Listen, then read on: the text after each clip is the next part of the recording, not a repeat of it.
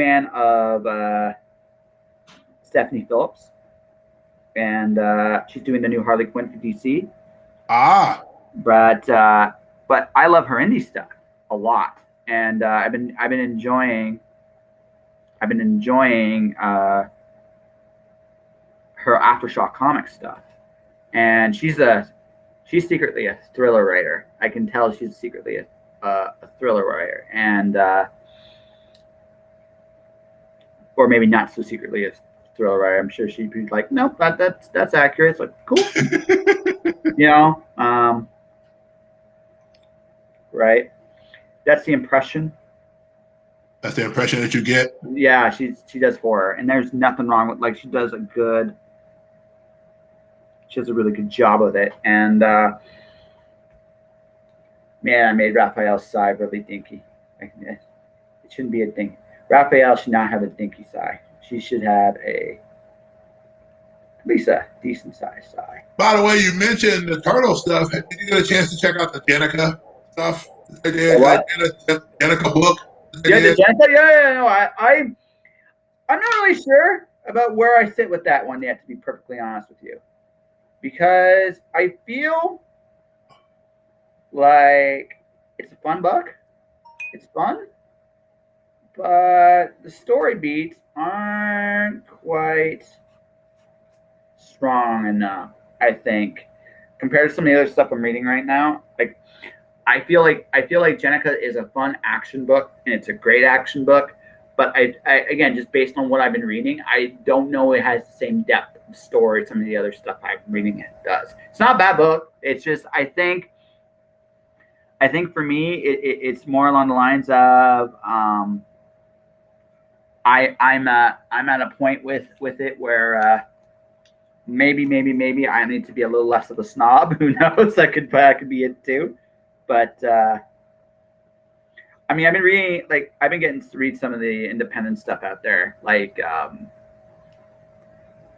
I got to read Peerless. I like that book a lot. It's a fun kung fu story. I got the first one of that one, and I loved it. And I had the honor of being able to interview Mr. Morton. Morin on my podcast, and we talked about. And of course, I'm a '70s baby. And so whenever you start talking to me about martial arts flicks, I'm already there. Yeah. So it's a fun book. I really enjoyed it. I got an advanced preview of The Incontesti by Rich Perota. The art is phenomenal. I can't wait for people to. So I made my Last Ronin a little fat. I'm gonna show it to you anyway. Okay. All right. It's not bad. I like the weapon placement. I'm really digging that. I'm loving the head. I'll show you what I got so far on mine. Yeah. I gotta kind of roll it over here. So yeah. That's where we're at on my version of it right now. I kind of imagine him more of, if you kind of remember the scene from the first book where he's kind of battle worn, but like he's already ripped off all the stuff. Yeah. For me, it's kind of like what it would be like if it was not, he hadn't quite gotten everything off yet, but a lot of his stuff is torn. So you actually see the cuts and stuff on his actual body underneath it. Yes. So, because he has a lot of extra armor going on with the suit, which is interesting too, because that speaks volumes of the situation. Because he doesn't expect to walk away from this. Like you can tell that this is his last stand. Whatever happens, win, lose, or draw, this is it, boys and girls. This is it, right? You got that sense from him, and I understand it. I think there's a bit of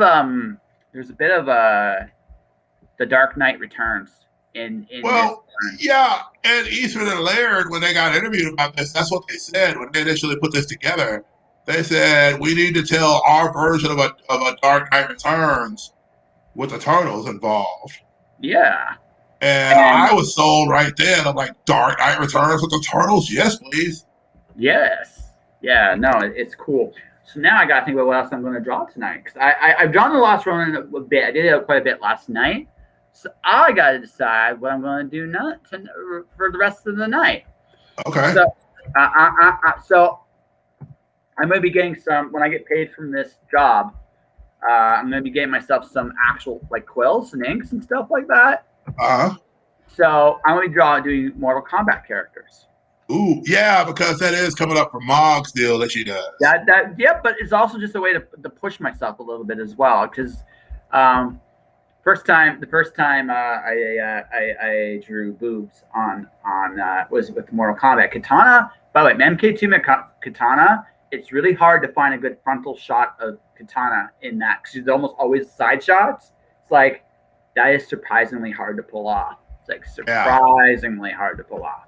Much easier to find.